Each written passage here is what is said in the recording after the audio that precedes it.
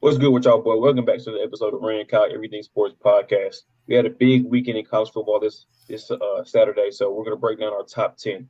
Who do you have coming in at number 10, Ray? A couple of big shakeups in the top 10, including a top 10 matchup that we had to see. So for me, at number 10, I still have Penn State. I believe they played the best team in the country, so I didn't drop them too much. Would have liked to see their offense be a little bit more productive, but that defense still looks good. Holding that Ohio State team to 20 points. I mean, it's still a good look for them on the defensive side of the ball, but we knew what they were defensively, especially after the Iowa game. Just want to see a little bit more from them offensively as far as consistency. But this Penn State team is still a contender. I think the Penn State coach said that we saw two of the best teams in the nation play this past weekend, and I agree with that. I think that Penn State and Ohio State was the best matchup so far. So I really think this Ohio State team is starting to build their resume, beating on teams like Penn State. So I think Penn State is still a contender, and that's why I didn't drop them out of my top 10. Yeah, I mean, it's hard to drop somebody out of the top 10 when they match up at what I think is the best team in college football right now. It's a big road test. They played well. I don't think that Drew Aller is quite there yet, considering that Ohio State was down two of their starting cornerbacks, and they still weren't able to really expose that at all. So you can't drop them that much because they did go on the road and play a well-fought game against what I think is the best team in the nation right now. So I like them at 10. At number 9, I have Alabama, a team that I'm really starting to change my mind on. In the beginning, they were really struggling, but starting to really get their feet under them. They lost that first game to Texas, and then they started to struggle against a couple Group of 5 teams like South Florida. So now them starting to beat really good teams like this Ole Miss team this past week, and I meant Tennessee the past week and Ole Miss before that. I think this Alabama team is really starting to get their feet up under them. I think they're really going to be a contender. If they can beat this LSU team, I'm going to have to officially admit I was wrong, and they're going to win the West, and they're going to go and give Georgia a really big struggle in the SEC championship game. Yeah, I mean, like you said, I'm very high on the Alabama team as well. Their defense is legit. They gave up 20 points in the first half and then completely shut out that Tennessee offense in the second half. Jalen Milroe is really starting to come into form. He's throwing the ball.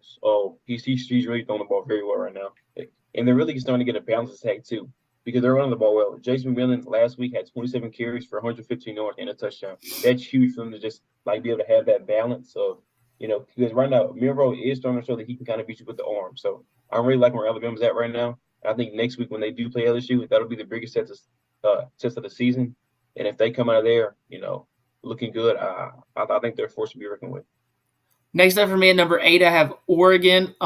2 weeks ago, they lost to a really, really good Washington team. And that Washington team and that Oregon team are very, very similar. I'm honestly not sure after watching the game with how back and forth it was and coming down right to the end which team is better. But then getting to see Oregon come out and beat a good Washington State team this past week by 2 touchdowns really, really solidified to me that they're still a top 10 team. They're still a contender over there. If they can put up some numbers together and hope for a little fallout from Washington, I think they still could be a playoff contender. Bo Nix is really, really hitting his stride. The one thing that worries me is they need to limit the other quarterbacks from the team. I mean, this past week they won the game, but they still gave up 438 yards passing. But on the other side of the ball, Bo Nix almost had 300. Their starting running back had almost 130 yards and 2 touchdowns on 15 carries. So this Oregon team can beat you in the air and on the ground. Just need to see a little bit more consistency from their defense. But I think this Oregon team is still a really, really good bona fide top 10 team. Yeah, and I agree. I mean, this Oregon team is definitely a bona fide top 10 team. I mean, their only loss being the number 5 Washington, and it was really just one. I mean, a field goal away from taking that game in overtime and maybe winning even. So you can't fault them for that too much. So I like them at 8. And I mean, you talk about a balanced team. Oregon is a very balanced team, especially on the offensive side of the ball.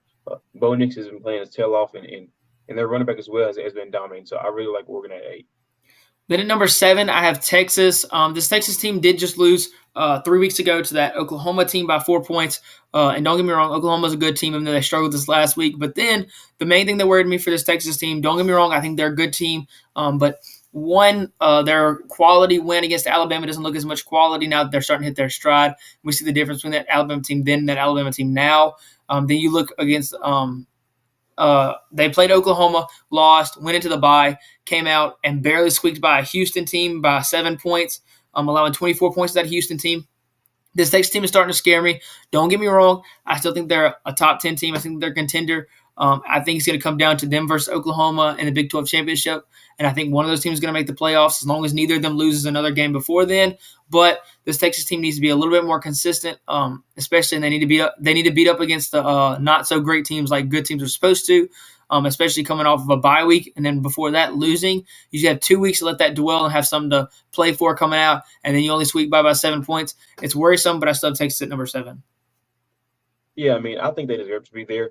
But like you said, they're coming off a shaky win against Houston, and Quinn Ewers got banged up in that game. And like you said, their quality win isn't looking as quality because that's a completely different Bama team that we've seen so far.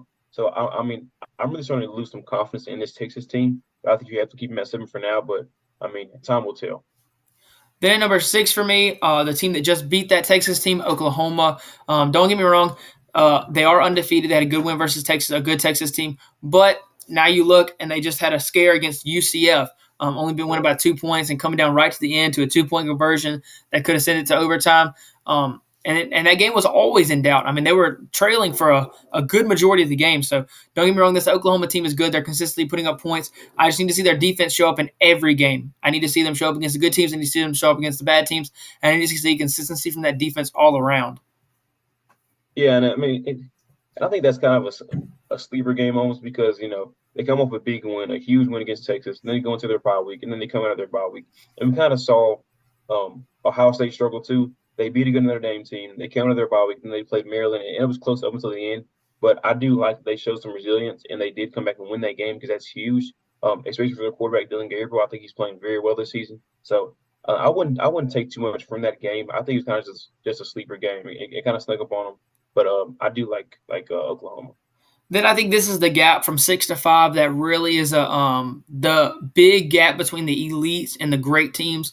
So starting off that gap, I'm going to start up number 5 with Florida State. Coming off of a good week, they've had a good couple of wins in the beginning that against a couple of teams that now don't look as great. But that win last week, to me, was their biggest win so far against a great Duke team. Don't get me wrong, Riley Leonard was hurt for a good portion of the game, didn't play himself, didn't play the whole game. But that Florida team did. I mean, that's a good Duke defense they went up and put 38 points against. So it's good to see that even after a couple of scares versus Clemson and Boston College, that this Florida team is showing up and against the good teams, the great teams. So I think this Florida State team is really, really going to be a contender for the playoffs this year. I don't see any team in the ACC being able to beat them.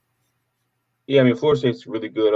Jordan Travis is excellent. They got their tall, big receiver back, Johnny Wilson, last week. He showed up and played well. I do like this Florida State team, and I do like how they went there and beat Duke as well. I'm pretty high on this team. I do like them a lot, so I like Florida State at 5.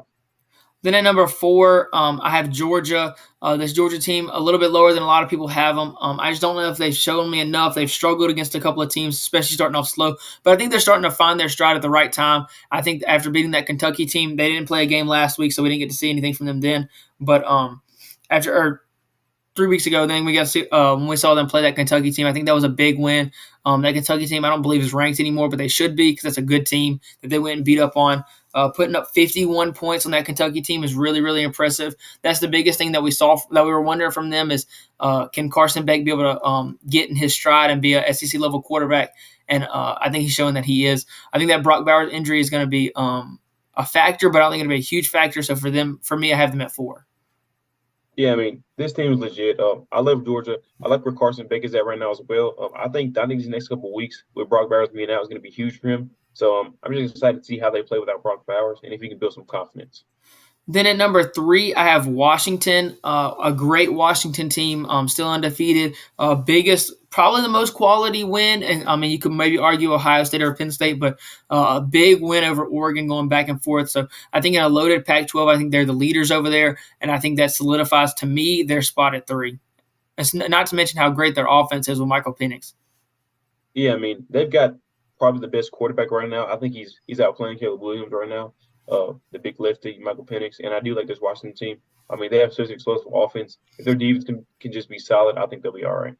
Then at number two, I think that this is so definitely a decent gap between these two teams. I know a lot of people don't, but I definitely do. To me, number two is Michigan. Don't get me wrong, their offense is great. They're putting up points like they should be against bad teams, but I haven't seen a test against their defense yet, and I just can't put them against an Ohio State team who's been tested on both sides of the ball going forward. Now playing Notre Dame, a great Notre Dame team, and a Penn State team, and winning both. I just feel like to me, there's a big gap over in the Big Ten between these two teams, but we're going to be able to see the last week of the season. Yeah, I mean, it's hard to put Michigan over Ohio State with the wins that Ohio State has, but I do love the Michigan team a lot, and when they do play, my money will be on Michigan. Mine will not. But then that brings me to my number one, my solidified, bona fide. I think that's not even close. Number one is Ohio State. I think on every side of the ball, I mean, we knew what their offense was, but they're showing us defensively, they're here to play too. Holding that Penn State team to 12 points last week was very, very impressive.